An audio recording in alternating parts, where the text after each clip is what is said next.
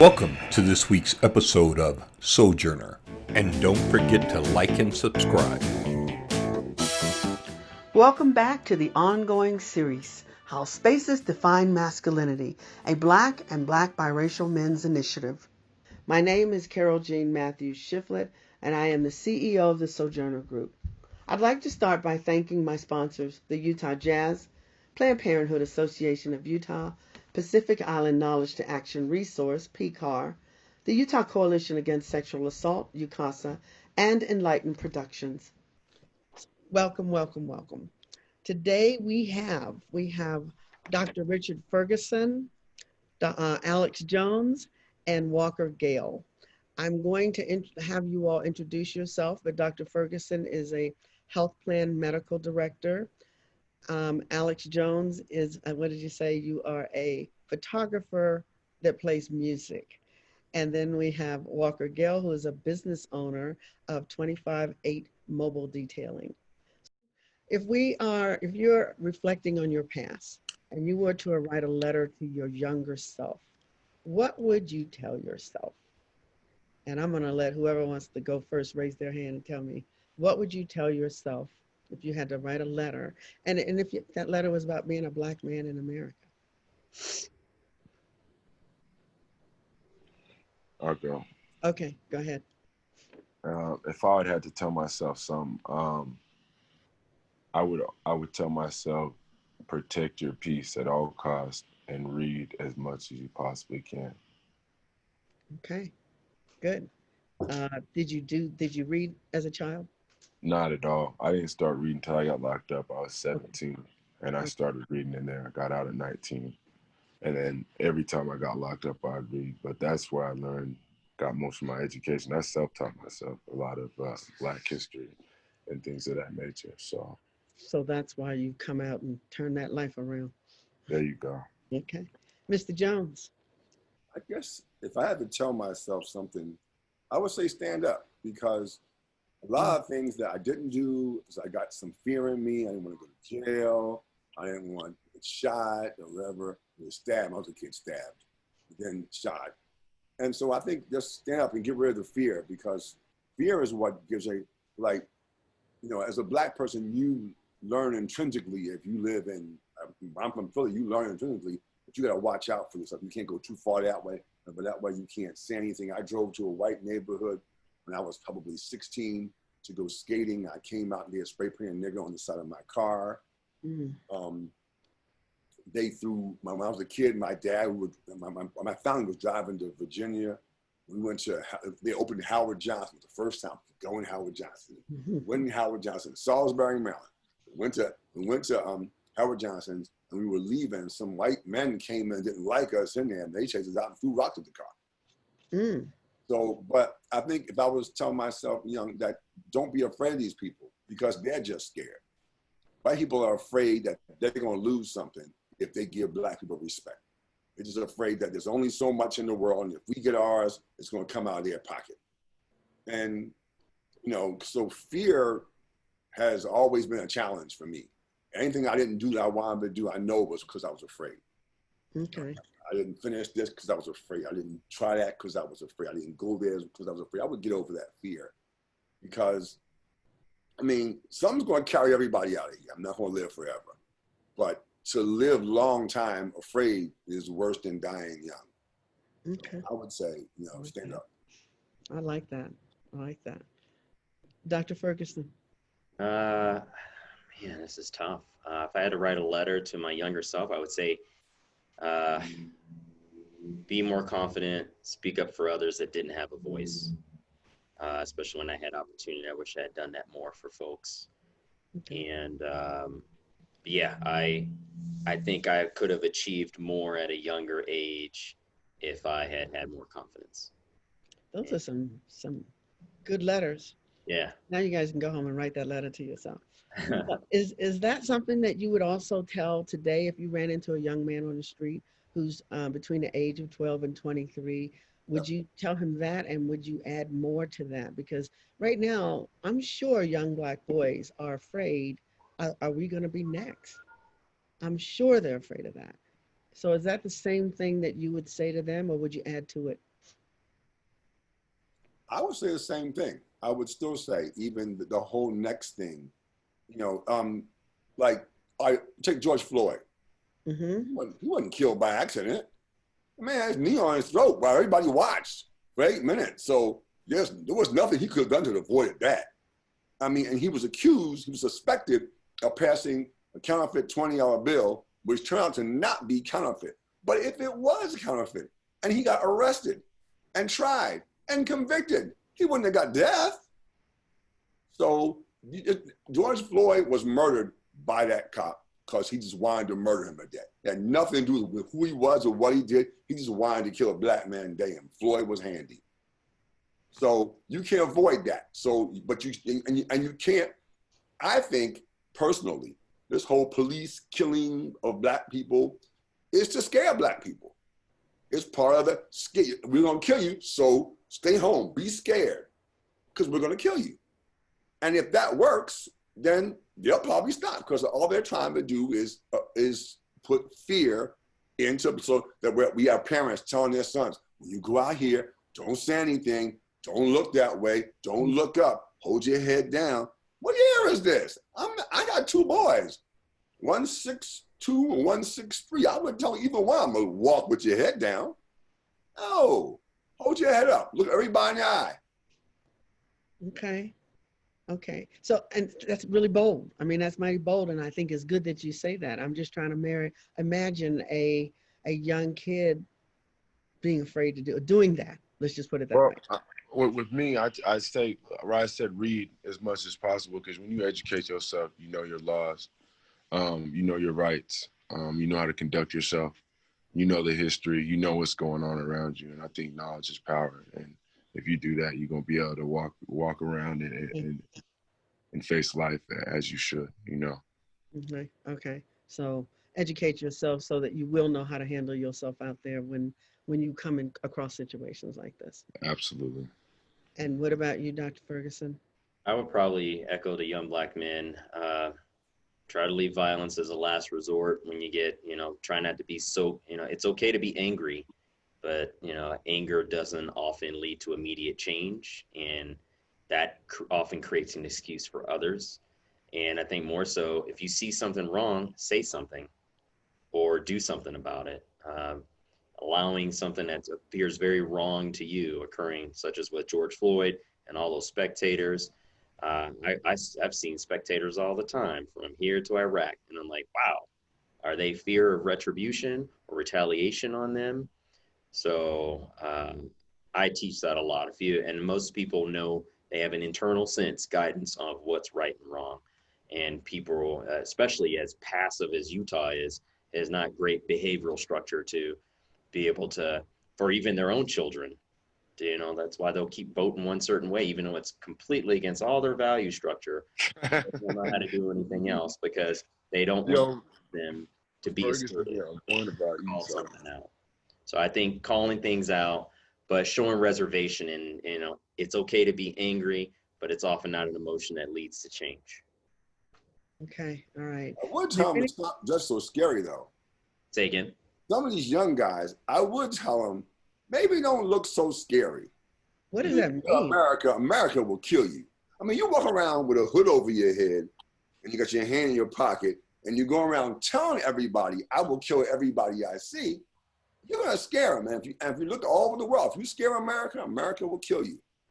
So, I mean, if that's what you have to do to survive in your hood, I get it. But if you don't have to do that, maybe going with the scary thing may not be the best move. But I think a lot of time it looks like they Google scary and go, not scary enough. I need to be scarier than that. And they want to go out and say, I'm going to scare everybody. Watch this. And they go out and scare. And whoa. Is that a generational thing, Alex? Is that a generation? That sounds like a generation. I'm 64. It could be. But I mean, it just seems like you're trying to be scary. And if you scare people will at the very least run from you. At the very least. They might attack, but they'll at least run if you scare them enough. Well, I think that's that type of dress and that stereotype that a lot of black men will dress away is starting to falter away. But yeah, I think some may not be aware that that is wrong, or they may not have options for other clothing So, but yeah, I agree. I agree to an extent. If depending on the setting you're in, you know, try to dress accordingly if you can. Pull your pants up. Come on. Well, and I mean, I was going to say the same thing. Some people don't have the option to Yeah. dress a certain way. Now you can put the hood down. You can have on a hoodie and put the head down, but they still may come after you if you got Yeah. your hood on. I don't So, think clothing is even enough of an excuse. I mean, you can be a black man doing, you Oh, know, that's true. Yeah, I'll give walking your dog, dress professionally, and you will still get harassed. So you that. yes, don't. I mean, yeah, I feel like they don't. There isn't a need for much excuse anymore. right. Yeah. If you're a black man, then, oh, you're a threat.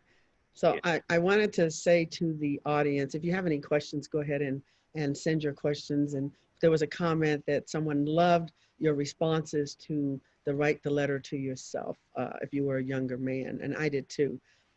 So we need to, I'm telling you, you need to go home and you need to write that letter to yourself so that you can spread that around to some young men. If you run into them on the street, what would you say to them as you said to yourself?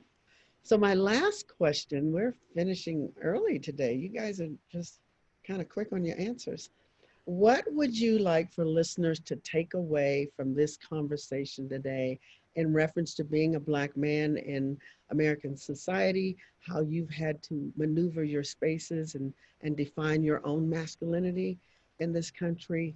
What would you have to say to the audience? And you can send your questions if you have any. We'll go ahead and, oh, well, you all got your eyes rolled up in the head like you Really? think. Yeah. That's a pretty profound statement to kind of close on. That I'm gonna need a minute to collect on that. You need a Right. minute? Yeah. All right. You're All right. What did you say? I That's don't know. I think it's not fair that, I mean, there's no black man. You know, like Walker's his own man, Rich is his own man. I'm my own man. We're different people. And we shouldn't have to walk down one little line of, you know, judge everybody when you see him. You might meet Walker and you go, what's up, man? And depending on, like, if he doesn't tell me his story, I don't know he's been behind the wall unless he tell me. I'm not going to say, hey, man, you been behind the wall? I'm not going to ask you. I don't know. right. You know, but so we just talk. And if we can rock, we can rock. If we can't, then I'm going to step and he can do what he wants to do. And the same with Richard, you know. So, I mean, everybody, when you see a black man, people bring everything they see on TV, everything they heard. Look at movies. In black movies, the bad guy is the bad guy. Look at Godfather. That family was dedicated to killing everybody they saw. But in that movie, they are portrayed as such wonderful people. Don Corleone, a man is not a man if he doesn't take care of his family. So they're portrayed as these wonderful people who just have to kill people from time to time. We don't get that. We're just horrible people. We just kill everybody we see. So, you know, to look at us with some balance, that we're humans, we're making our way in a very hostile environment. And we didn't do anything. Born, you know, little kids walking out in the street, and it's an extremely hostile environment. You're playing with a gun. All the kids on TV play with toy guns. Why can't Tamir play with it? Oh shit, he got killed. Mm-hmm. You know? Mm-hmm. Mm-hmm. So those kinds of things, if we can stop and begin to judge black men on themselves, not on what you heard or what you think, or because he's tall and he don't know hair, or he's doing this, he's this. You don't know me. Mm-hmm. You need to take that somewhere, Alex. You need to elaborate on that. Take that out into the streets, do your own little webinar to start saying, because they don't know you. And you're right. I never looked at the analogy between the Godfather and what black men do on the street. You know, you got a movie about the Godfather, who's a great family. But is there a movie about black people that are great families? I can't think of one. So that's a good comparison. Thanks for that. All right, you've had some time to think about it.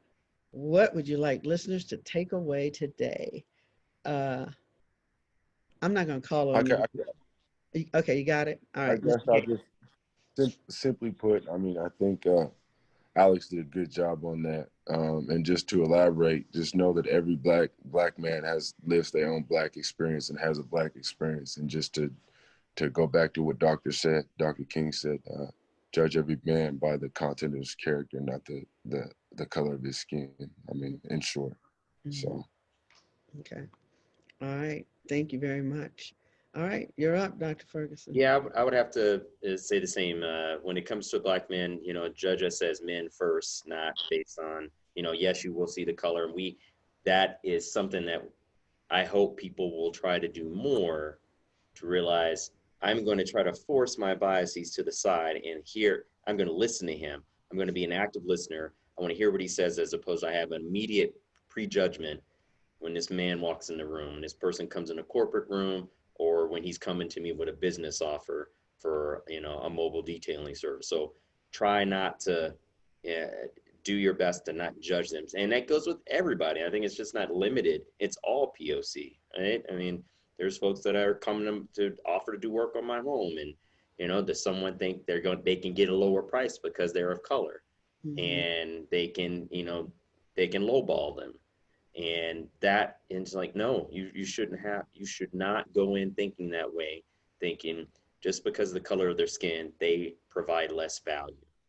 And so, and if a you should not judge a black man if they are not eloquent or well spoken. Doesn't mean they do not have good, that they are not knowledgeable, that they cannot convey wisdom to you, and that they don't have a life experience that could very much will be of value when shared. Or how can, and it's not about just can a black person be a benefit to you, just in regards to human interaction. It's hard to try and treat everybody with a fair claw, especially in the U.S. It may be different where in a country where the population is more homogenous, but the biggest thing I would take away is just like what Walker said: judge us by our character, our actions, not what's based on media or what you think black men should say or how you think we act. We're individuals just like everybody else, and we are speaking from our own experience. We can, in some of them, there's definitely similarities, but also I've really given this time since George Floyd. It's okay to get advice from someone of color if you don't have any friends that are, but I am not the representative for the whole race. It is off of my view and my experience.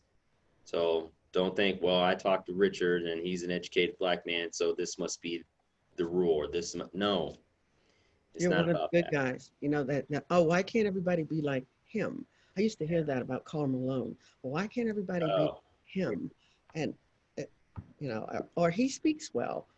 Or you speak like a white person because you speak well. That really does get old, and getting out of that mentality. And I think, it's Patrick. I said this in a meeting the other night. I said, you've got to learn the histories of this country. And I said it in a meeting about policing. You've got to learn the histories of policing, how these things came about, why these things came about, and why they still perpetuate. I ran across a Pew Report research, and I was reading this research, looking at what's going on inside of police departments in regard to ethnicity. We have African American police officers who don't feel comfortable. So if there's a problem in-house, then you can't come to me and expect me to be your teacher. You've got to go ahead and see what's going on in-house. So one of the things you said was active listening, Dr. Ferguson. How do you tell someone to actively listen to me when you're afraid of me? It's hard. The key with active listening, and I have to use it with patients a lot, and I have to teach to my med students and residents. It's trying to, the biggest thing is if you already know what you're going to say before that person's done, that automatically shows that you are not actively listening. If you already know what you're going to respond before they finish their sentence or their statement or what point they were going to get across. Wait till they're done. Good point. Any closing remarks? Those were some, Alex, thank you very much for throwing that in, and Dr. Walker as well. Any closing remarks? Because you all finished early today. You can go back to work, right? Guys, don't waste time. What'd you say? Guys don't waste time. That's the way. Guys don't waste time. Yeah. Some of these webinars have gone 2 hours because they're just getting really engaged. But that's why I like bringing in men from around the country, because you just never know. And doesn't look like we have any questions. We have another thank you. I think that was for Dr. Walker with Dr. King's quote.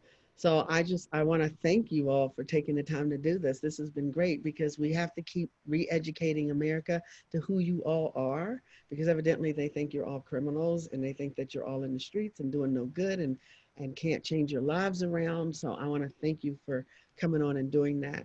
I want everybody to go to our YouTube page to like and subscribe. I'm going to send a survey. I'd love for everyone to fill out the survey. And if you want to contribute to the Sojourner group, there's a link on my website, or you'll see that when you get the survey. And also tonight, I will be speaking for the Rape Recovery Center. If you go to the raperecoverycenter.org, they're doing their gala, Hope and Healing Gala tonight. And you can register, I think you can register for free. And it's from 7 to 10 Mountain Time, so that's kind of late. But we'll be talking about why I do this work for Black women, why I think that it's important that we address Black women who are being ignored and dismissed when it comes to sexual assault and domestic violence. So thank you, men, for actually supporting Black women as well in this crazy world that we're living in right now. Oh, I think there's a comment that says, thank you very much. Good conversation. Thank you, Carol, for giving us this opportunity. And it was great meeting you, Alex and Walker, getting to hear your experiences. It's amazing how even there's generation difference here. There's a lot that still is in common, which shows there's still a lot of work that needs to be done.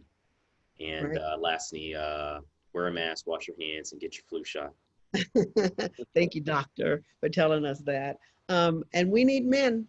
So if you all want to continue these conversations, send them my way. You have my email addresses, and let's keep this going. So thank you, everybody, for joining us today. Appreciate it. Thank you, Carol. Stay tuned for the next episode on How Spaces Define Masculinity, a Black and Black-Biracial Men's Initiative.